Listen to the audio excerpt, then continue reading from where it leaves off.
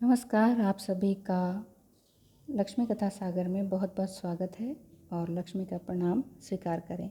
आज हम करेंगे श्री केदारेश्वर की महिमा, जो कि रुद्र संहिता अष्टम खंड के अंतर्गत ही आता है। पढ़ते हैं। सूत जी ने बताया, हे ऋषियों, विष्णु भगवान के स्वरूप नारायण भगवान ने बद्री आश्रम में जाकर तपस्या की। शिव जी पार्थिव लिंग में प्रवेश कर उनकी पूजा को स्वीकार करते रहे। इस प्रकार बहुत समय व्यतीत हो गया। भगवान शिव शंकर ने नर नारायण से वर मांगने को कहा। भगवान नारायण भगवान शंकर से बोले, आप साक्षात रूप में यहाँ पर हमेशा विराजमान रहें। इस पर भगवान शिव वहाँ पर ज्योतिर्लिंग रूप में विराजमान हो गए। वहाँ पर वे केदारेश्वर नाम से प्रसिद्ध हुए। जो प्राणी यहाँ पर केदारेश्वर के दर्शन करता है और उनका पूजन करता है, उसकी सभी मनोकामनाएं पूर्ण हो जाती हैं। एक बार की बात है कि पांडवों ने भगवान शिव शंकर के यहाँ पर महिष रूप में दर्शन देकर उनको कृतार्थ किया था। पांडव उनके पास गए तो वे भागने लगे, परंतु पांडवों ने उनकी पूंछ को पकड़ लिया और प्रार्थना करने लगे कि हे स्वामी, आप तो साक्षात शिव हैं, इसलिए हमसे भाग कर ना जाएं। हमने आपके असली रूप को पहचान लिया है। इस पर भगवान शंकर की कृपा दृष्टि से पांडवों के सभी संकट दूर हो गए और उन्हें भगवान शंकर से इच्छित वर की प्राप्ति हुई। केदारेश्वर की पूजा अर्चना से इच्छित वर प्राप्त हुए। केदारेश्वर की पूजा अर्चना से इच्छित वरों की प्राप्ति होती है।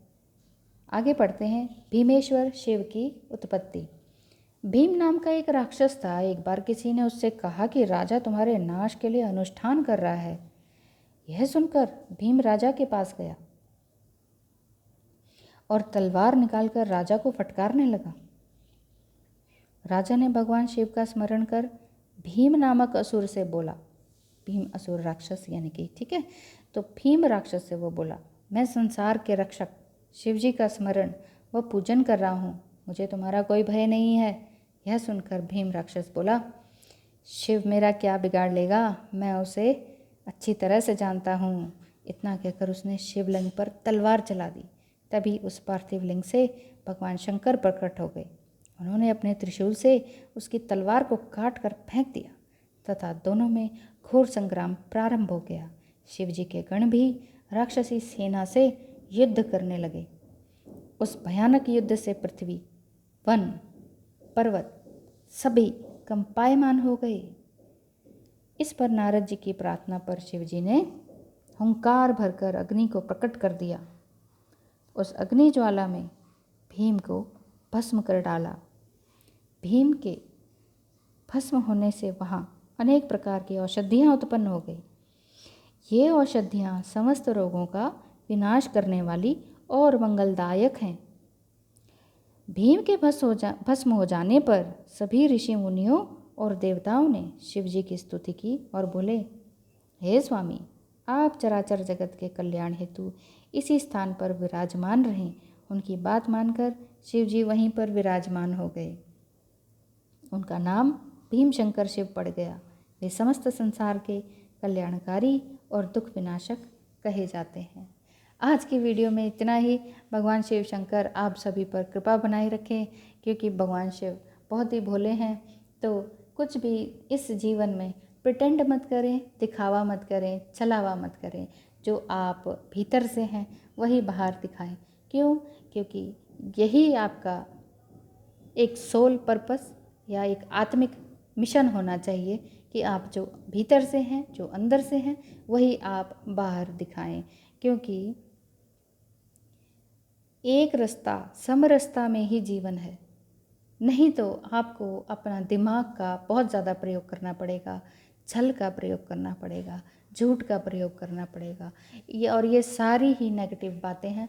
उन सभी नेगेटिव बातों से आत्मा आपकी तो दुखती ही दुखती है, उसके साथ साथ आप दूसरों का भी आत्मा का खात्मा कर देते हैं।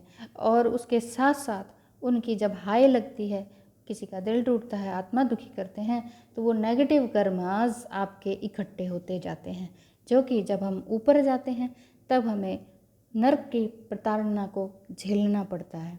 तो नर्क में जाने से पहले जो हम इस सुंदर प्यारी धरती पृथ्वी है, धरती माता है, इसका नमस्कार करें, इसको नमन करें, इसके लिए कर्म करें।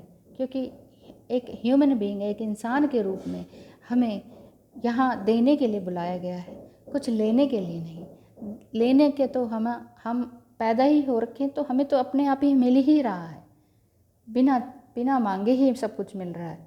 बस हमें उसकी कृपा पे ध्यान देना चाहिए, हमेशा धन्यवाद करना चाहिए, हमेशा थैंकफुल रहना चाहिए। तो आज की वीडियो के लिए इतना ही।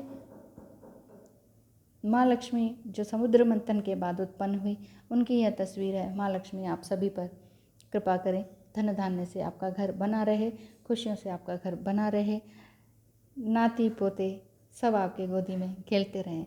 बहुत बहुत धन्यवाद आपकी इतने प्यार देने के लिए, इस प्यारी वीडियो को देखने के लिए बहुत बहुत धन्यवाद। नमस्कार।